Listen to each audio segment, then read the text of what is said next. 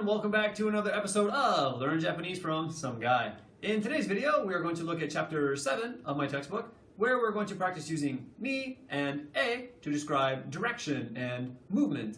So by the end of this chapter, we'll know how to say things like, I'm going to go to the store, or he is going to come here, or they are going to go to America, and a whole bunch of other stuff. So, without further ado, 始まりましょうか。よろしくお願いします。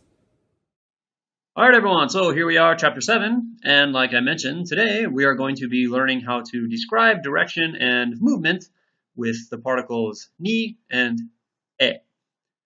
So, up to now, our sentences, grammatically speaking, have been quite basic. So now that we're more familiar with the language, it's time we start introducing some more particles. So in Japanese, whenever we want to describe the direction or movement of something, we use the two particles ni or e. So let's look at some example sentences to help illustrate. Okay, so our structures of our sentences will look something like this. We have subject wa, and some kind of direction of movement, ni or e, and then iku and kuru. Okay, so these are the two verbs for to go and to come. And here we have a little pro tip, so let's check out what that is real quick. So it says, grammatically speaking, when describing location or movement, using either ni or e is acceptable. However, most of the time, I find that people use ni. So just going forward, try to keep that in mind. Ni is more common. It's not always the case, but most of the time you'll see ni instead of e in the following situations. Coming back, so here we have a first example sentence. Watashi wa Tokyo ni ikimasu. Watashi wa Tokyo ni ikimasu. So I will go to Tokyo. So in the blue, we have our subject, Tokyo ni, where we are going to go, and our verb, ikimasu. So I will go to Tokyo. And number two, kare wa party ni ikimasu. Kare wa party ni ikimasu. He will come to the party. So again, we have the subject, he, party ni, to the party, kimasu, will come. He will come to the party. So I hope these color-coded words, color-coded sentences kind of help you understand how the structure is formed. So please notice that at the end we have our verb, kimasu. All right, so anyway, number three. Watashi wa anata no ie e ikimasu. Watashi wa anata no ie e ikimasu. I will go to your house. Okay? And please notice my pronunciation of this particle here. We don't want to say hey, we just want to say e. When being used as a particle, this character is just pronounced e. Although normally it's he, when it's used this way, it's pronounced e. So just keep that in mind. And number four, densha wa kita e ikimasu. Densha wa kita e ikimasu. The train will head north. So I mentioned before that most of the times we're going to be using ni instead of e, but whenever you have some kind of direction like north or south, you'll find that this particle is used. But when you're going to someone's party or you're going to someone's house, we'll use ni.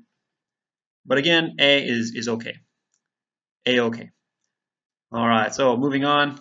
Now we're going to look at some practice problems. Okay, so it says use the given subject, location, and verb to translate the following English sentences into Japanese. All right, so now we're going to do a little translation practice.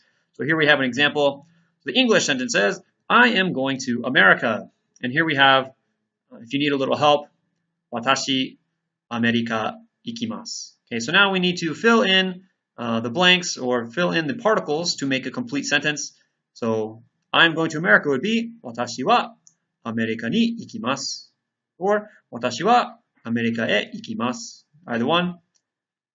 So we're just going to, if you need a little help, if you're not sure how to say America, if you're not sure how to say, am going, you can use these words here to help you complete the sentence. So here we have our sentences. So pause the video and then we'll check our answers. Okay, so hopefully you've answered those, and here we have some more. 5, 6, and 7, pause the videos, and answer. Okay, so hopefully you've answered all the questions now, so let's check.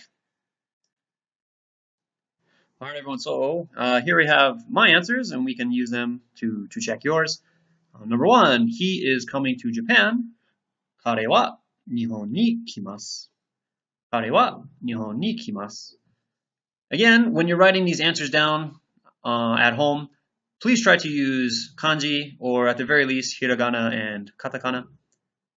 And number 2, we will go to the store. 私たちはストアへ行きます。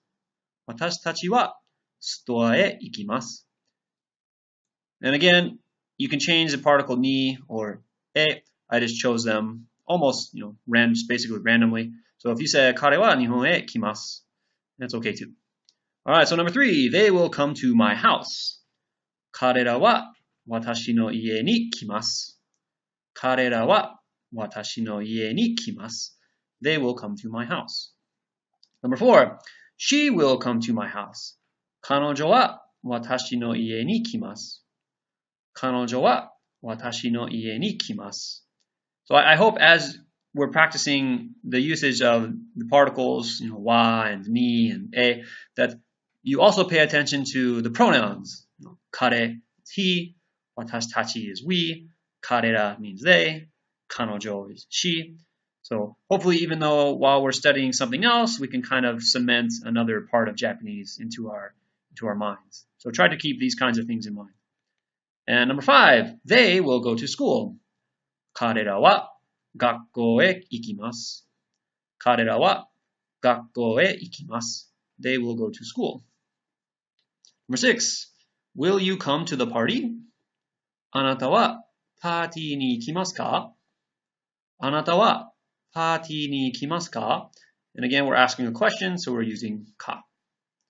And number 7, 私は彼女の家へ行きます。私は彼女の家へ行きます。